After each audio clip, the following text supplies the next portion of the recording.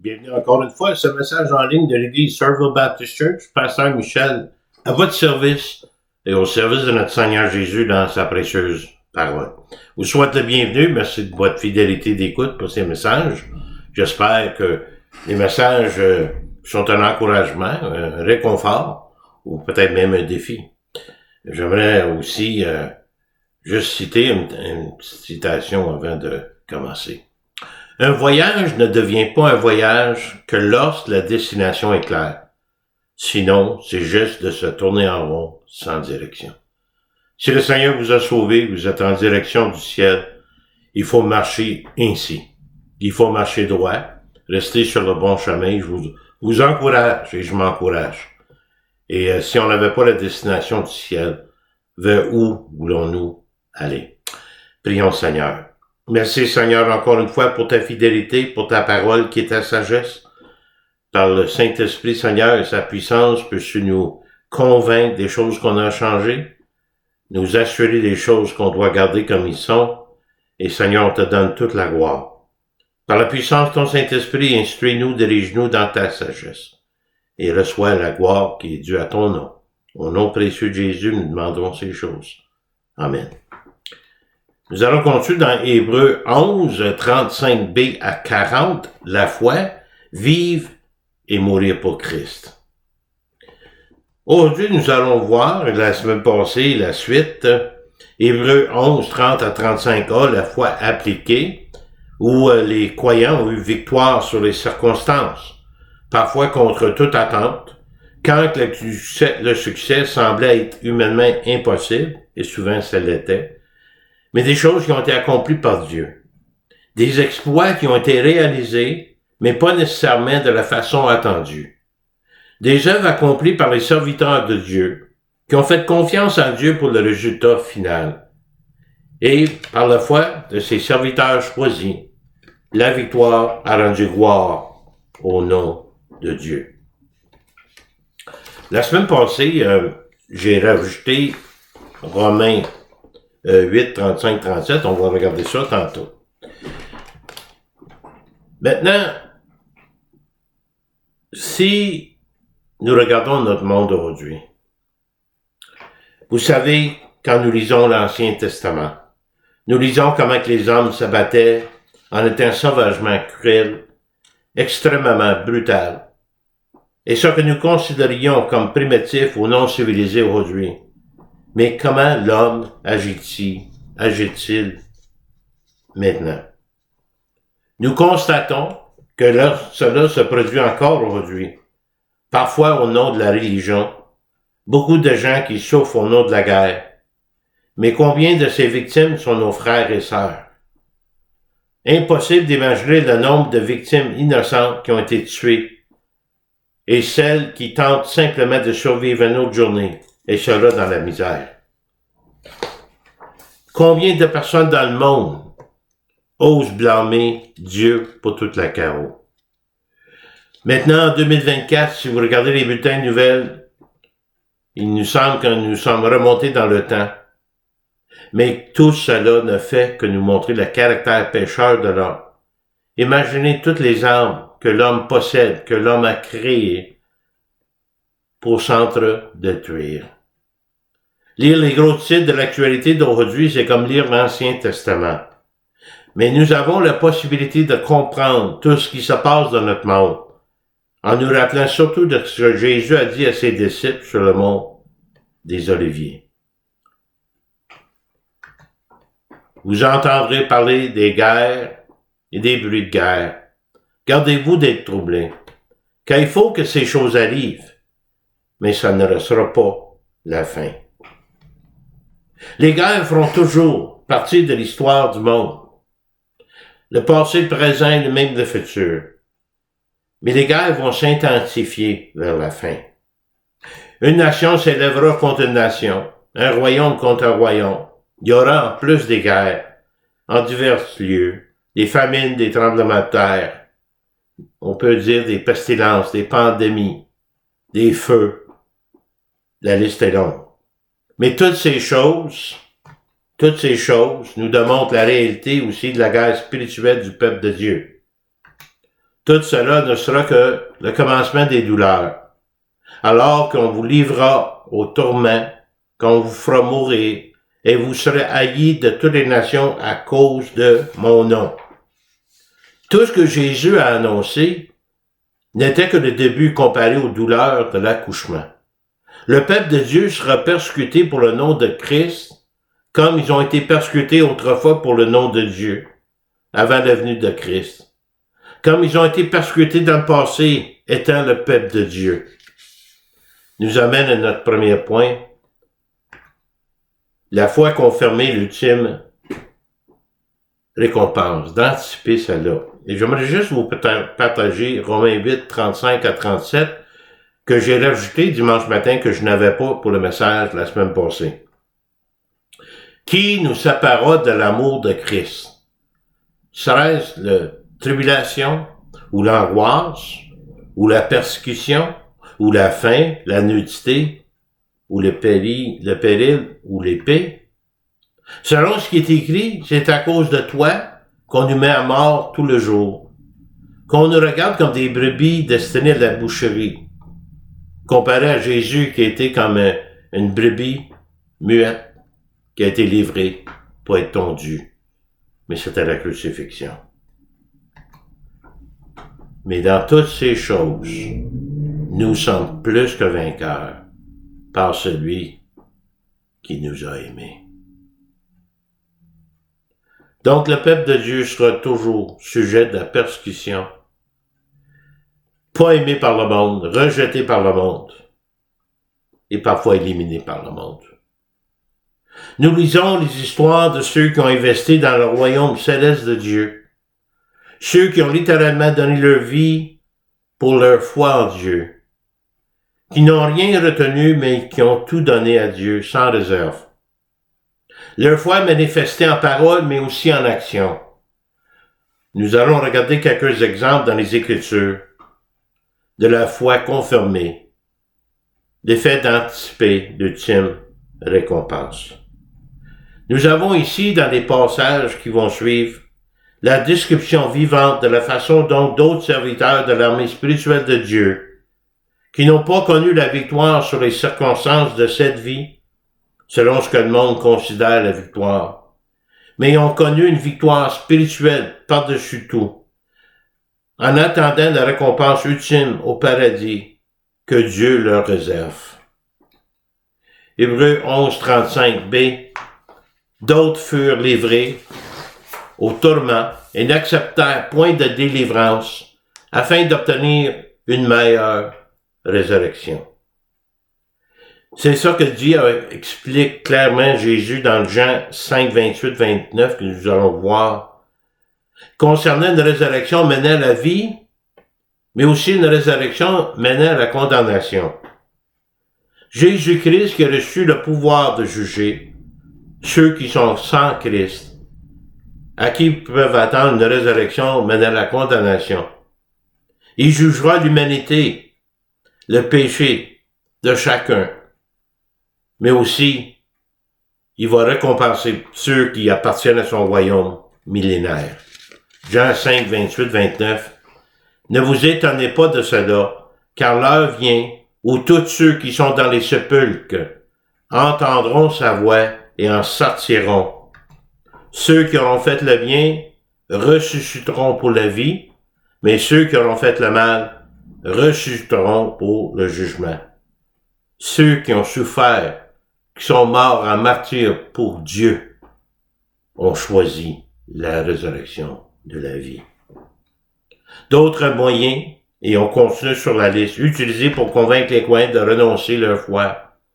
D'autres subirent des moqueries et le fouet, et les chaînes et la prison.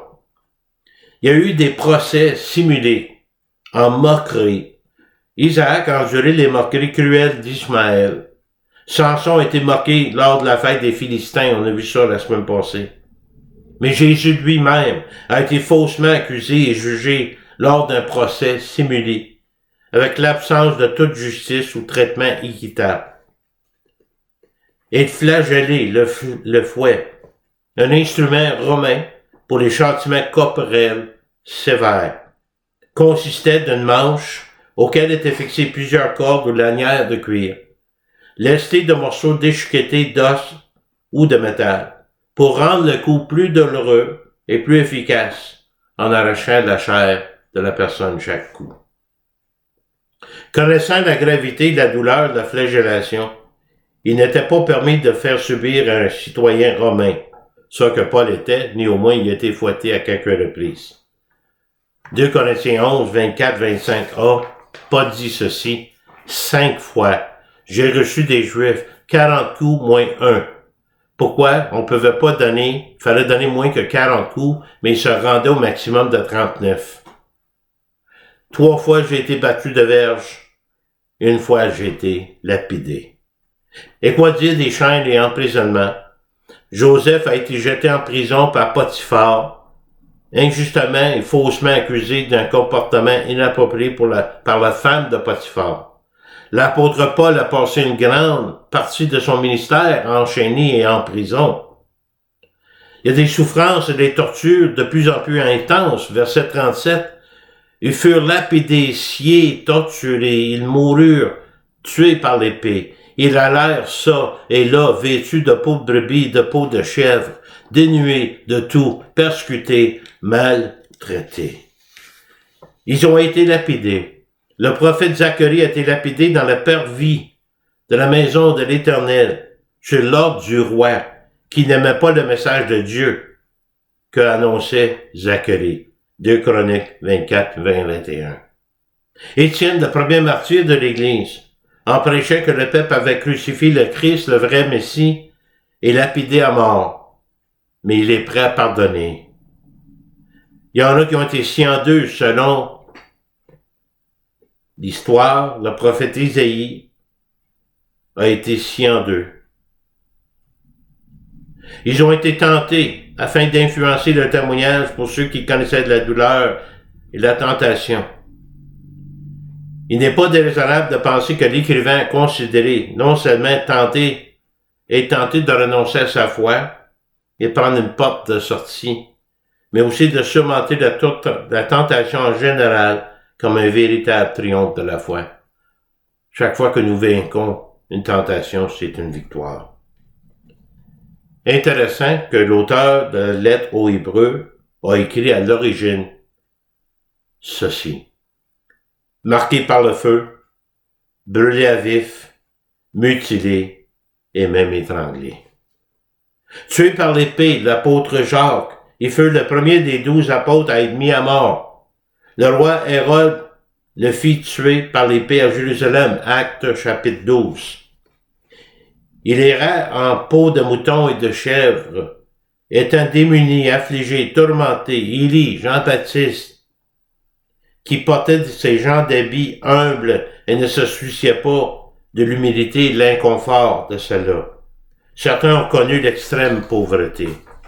Démunis, affligés, tourmentés, certains décapités, brûlés à vif, dévorés par les lions, empaillés. Vous voyez, l'homme n'a jamais manqué d'imagination pour les moyens de torturer ses ennemis. Regardez juste ce qu'ils ont fait à notre Sauveur Jésus. Par Dieu pour leur foi, commandés par Dieu pour leur foi et leur dévouement à son égard. Verset 38. Eux donc, le monde n'était pas digne, errant dans les déserts et les montagnes, les cavernes et les antres de la terre. Le monde n'est pas nécessairement amical envers les croyants. Et ne sont pas dignes d'eux non plus. Le groupe méprisé et maltraité des serviteurs de Dieu, qui ont une grande valeur aux yeux de Dieu, mais aucune valeur aux yeux du monde. Errant un peu partout dans les déserts, les montagnes, dans les tanières, les grottes de la terre, Jésus lui-même a dit qu'il n'y avait pas de place pour reposer sa tête. David, Élie, les prophètes furent tous forcés de fuir et de se cacher dans les grottes, poursuivis par leurs ennemis. La persécution des croyants à Jérusalem a conduit à une grande dispersion, qui conduirait finalement à la propagation de l'Évangile un peu partout. J'aimerais passer dans... D'abord, il y a un verset ici qui n'a pas d'affaire là. Matthieu 23, excusez-moi. Le contexte, les scribes et les pharisiens sont en train de discuter avec Jésus. Ils affirment s'ils avaient vécu à l'époque de leur père, il ne sera pas responsable du sang des prophètes comme lui, il les accuse. C'est un peu comme nous qui disent, si j'aurais été là dans le temps de Jésus, j'aurais pas fait partie de la foule qui voulait le crucifier. De manière d'une autre, nous sommes tous coupables. C'est nos péchés qu'il a portés. Ici, les scribes et les pharisiens font semblant d'être justes devant Jésus, mais ils préparaient déjà pour le tuer. Jésus leur dit au fil du temps, chaque génération répondra de la manière dont ils ont traité ceux envoyés par Dieu. Comprenez aussi la génération du temps que Jésus était sur terre, leur génération à eux. 31-32, Jésus dit, « Vous témoignez ainsi contre vous-même, et que vous êtes les fils de ceux qui ont tué les prophètes. Comblez donc la mesure de vos pères. » Jésus a prophétisé sur la manière dont ses dirigeants achèveraient le rejet des prophètes que le Père avait commencé en persécutant ses disciples, qu'il leur enverrait, et même en crucifiant Jésus le Messie. Serpent, race de vipère, comment échapperez-vous au châtiment de la gêne si vous avez fait cela? Ces chefs religieux tiraient une fierté imméritée de leur héritage religieux, pensant qu'ils étaient des fils spirituels d'Abraham, mais ils ressemblaient davantage à des fils du diable qu'à ceux d'Abraham. D'abord, Jésus le déclare plus loin. Mais en avertissant ces hommes, Jésus ne voulait pas qu'ils se trompent eux-mêmes et qu'ils ne séduisent aucunement les autres hommes par leur comportement. Il confirmait, en effet, leur besoin de se repentir de leurs actes de leur vie. Verset 34. C'est pourquoi, voici, je vous envoie des prophètes, des sages et des scribes. Vous tuerez et vous crucifierez les uns, vous battrez de verges d'autres dans vos synagogues, et vous les persécuterez de ville en ville. Il est en train de décrire qu'est-ce qu'ils vont continuer à faire comme ils ont fait dans le passé, leurs pères ont fait dans le passé. Afin que retombe sur vous tout le sang innocent répandu sur la terre, imaginez-vous. Depuis le sang d'Abel, le juste, jusqu'au sang de Zacharie, fils de Barachi, que vous avez tué entre le temple et l'autel. Jésus mentionne comment ils ont traité les envoyés de Dieu, les justes martyrs de l'Ancien Testament, et Abel fut clairement le premier tué par son propre frère, Caïn. En plus, tout le sang innocent répandu sur la terre, le monde seront tenus redevables. Ceux qui l'ont fait ne resteront pas innocents aux yeux de Dieu. Ils n'ont jamais été innocents devant Dieu. Je vous le dis en vérité, tout cela retombera sur cette génération, votre génération. Leur génération en particulier verra la destruction totale de Jérusalem, l'incendie du temple en 70 après Jésus-Christ, où le peuple sera laissé dans la désolation. Ces versets sont suivis dans le Matthieu 23, à partir du verset 37, suivis par des versets où ce qu'on lit comment est-ce que Jésus se lamentait sur Jérusalem, comment il a toujours souhaité rassembler son peuple sur ses ailes, et comment est-ce qu'ils ont toujours refusé de venir à lui. Retour aux héros de la foi, aux martyrs de la foi. Pour ceux-là, ceux qui ont été persécutés, même tués, à la fois desquels il a été rendu témoignage, n'ont pas obtenu ça qui leur était promis, sans avoir vu l'accomplissement de la rédemption promise de Dieu, qui viendrait par la croix de Christ. Ces personnes sont restées fermes et déterminées, leur confiance toujours en Dieu, sans avoir reçu la promesse comme telle, ou l'accomplissement de la promesse. Leur foi était louable devant Dieu. Dieu ayant en vue quelque chose de meilleur pour nous, afin qu'ils ne parvenissent pas sans nous à la perfection. Qu'est-ce qu'on dit ici? Il y avait quelque chose de meilleur pour nous. Ceux qui sont assurés de la rédemption, nous qui sommes après la croix, où la promesse de Dieu a été accomplie.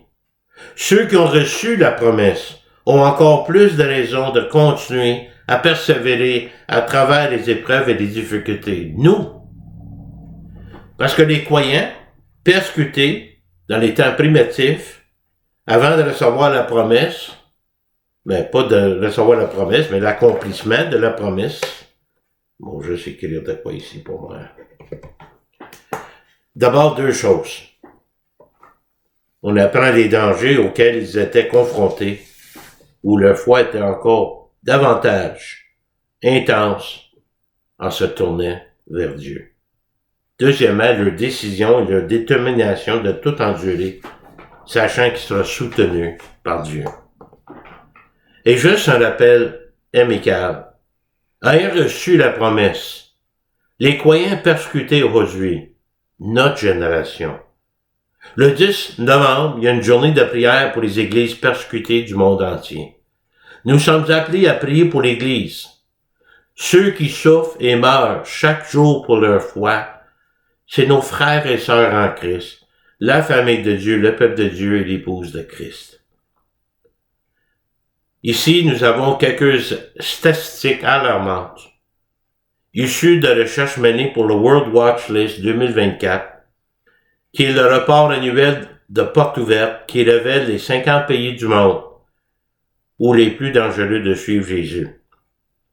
Les recherches pour la liste 2024 se sont déroulées du 1er octobre 2022 au 30 septembre 2023. Encore une fois, quand la foi de Jésus coûte le plus cher.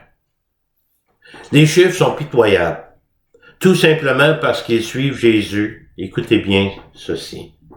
4125 chrétiens ont été détenus sans procès, arrêtés, condamnés ou emprisonnés.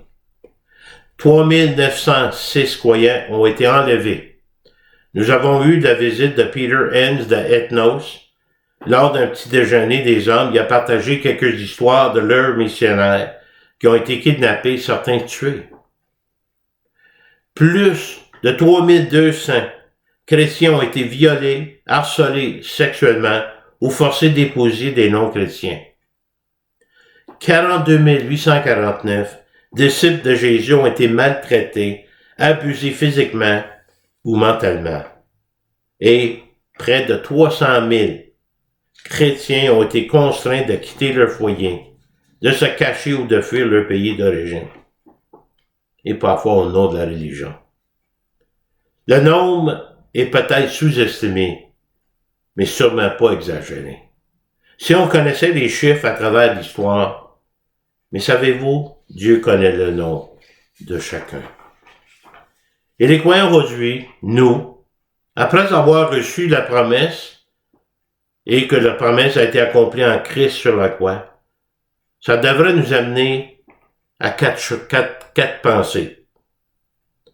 D'abord, on devrait démontrer notre gratitude pour les libertés religieuses dont nous disposons, ou ce qu'on évite la persécution, peut-être juste pour l'instant. Deuxièmement, on doit être attentif et prier intensivement pour nos frères et sœurs persécutés. Troisièmement, s'attendre à être éprouvé éventuellement, si c'est pas déjà fait. Persécuté pour notre foi dans le futur, disposé à porter notre quoi qu'il soit. 4. De savoir que la foi apporte ses propres défis et de faire confiance à Dieu en attendant la récompense ultime. Jésus n'a jamais promis une vie facile et sans épreuve. L'application de l'apôtre Paul dans Philippiens 3. Et même je regarde, dit Paul, toute chose comme une perte, à cause de l'excellence de la connaissance de Jésus-Christ mon Seigneur, pour lequel j'ai renoncé à tout, et je les regarde comme de la boue afin de gagner Christ. Paul nous dirait, j'ai abandonné tout ce que j'avais avant, pour ça que j'ai maintenant en Christ. J'ai acquis une connaissance de Christ, pas seulement une connaissance intellectuelle, mais une connaissance personnelle et intime du Christ, tout un gain spirituel.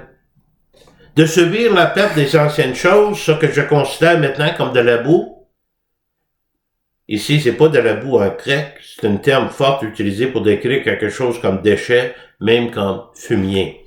Imaginez-vous.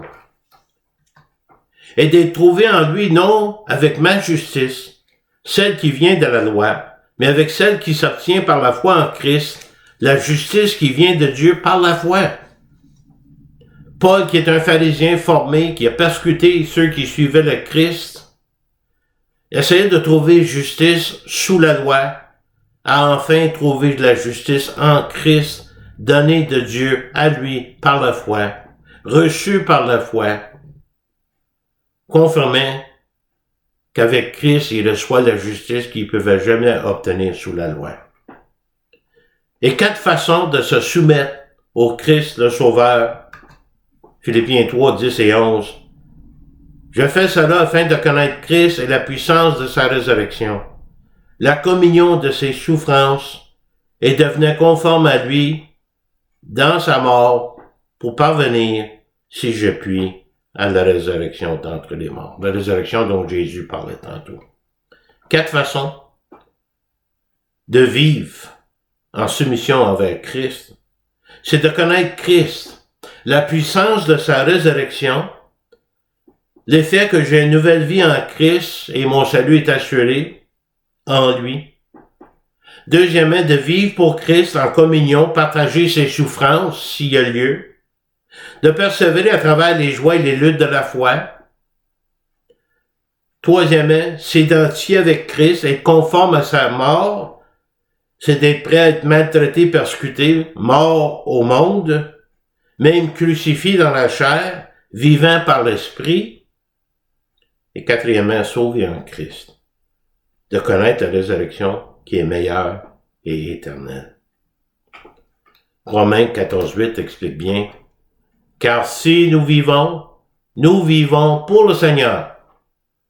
Et si nous mourrons pour le Seigneur. Soit donc que nous vivions, soit que nous mourions, nous sommes au Seigneur. » Nos vies doivent être consacrées à Dieu, à Christ en particulier. Et par conséquent, quoi que nous fassions, nous le faisons pour le Seigneur, parce que Jésus est notre Seigneur et notre Sauveur. Donc, la foi confirmée, c'est d'anticiper l'ultime récompense. La vie chrétienne ne consiste pas à avoir raison. Il s'agit avant tout de la vivre à l'image de Christ. La semaine prochaine, nous fêterons Action de grâce, un culte bilingue, anglophone-francophone, à 10h30. Et nous allons avoir aussi une banque de nourriture et nous allons faire une contribution financière à Moisson au Saint-François. Pour terminer aujourd'hui, Dieu connaît chaque nom. Il connaît personnellement chaque personne qui a été persécutée, quelle que soit la façon, et même tuée pour sa foi. Et la revanche est à lui. La rétribution est au Seigneur. Dans Apocalypse 6, nous lisons comment est-ce que les jugements sur la terre ont commencé avec les 7 sceaux. Et on arrive au 5e ici. Puis on va lire ça tranquillement. Quand il ouvrit le 5e sceau, je vis sous l'autel, dit Jean, les âmes de ceux qui avaient été immolés à cause de la parole de Dieu et à cause du témoignage qu'ils avaient rendu. Eux, ces martyrs sous l'autel, crièrent d'une voix forte en disant, « Jusqu'à quand, Maître saint et véritable, tends-tu à juger de tirer vengeance de notre sang sur les habitants de la terre? Seigneur, quand est-ce? » Mais une robe blanche fut donnée à chacun d'eux, et il leur fut dit de se tenir en repos quelque temps encore, jusqu'à ce fût complet le nombre de leurs compagnons de service et de leurs frères qui devaient être mis à mort comme eux. Wow! Dieu s'en rappelle. Il sait très bien. Et ceux qui auront persécuté, qui auront causé des troubles, ceux qui sont même sans Christ, ils recevront leur récompense. Et ça sera pas agréable. Prions. Seigneur Jésus, merci pour tes bienfaits, merci pour ta parole qui nous explique, Seigneur, le péché de l'homme, le besoin de se repentir, se tourner vers toi pour le salut, pour recevoir la récompense céleste. Que notre direction soit vers le royaume de Dieu, pas se tourner en haut, se disant croyant, mais de marcher de l'avant. Quelle que soit la bataille qui nous attend, Seigneur, et quel niveau que cette bataille se trouve. Nous voulons te rendre gloire, Seigneur, pour ceux qui sont sauvés en toi, ceux qui connaissent la promesse et qui ont vu l'accomplissement de cette promesse de rédemption. Pour ceux qui ne te connaissent pas comme Sauveur et Seigneur personnel, Seigneur, je te demande que tu puisses les éclairer par la conviction du Saint-Esprit, leur montrant leur besoin de te connaître. En attendant, Seigneur, on veut te louer, te rendre grâce, au nom précieux de Jésus-Christ. Amen. Vous pouvez me contacter ici à l'église Somerville Baptist Church, téléphone 819-889-2819, excusez-moi, j'ai pas le diapo. Et mon courriel, c'est mihoule@netrevolution.com. Des questions, des réponses, des critiques, encouragements, n'importe quoi, requête de prière, n'hésitez pas à me contacter. J'aimerais être là pour vous connaître davantage. Je remercie le Seigneur pour vous. Merci de votre fidélité d'écoute. Que le Seigneur vous bénisse, qu'il vous garde. À la prochaine fois, approchez-vous de lui et demeurez dans sa parole.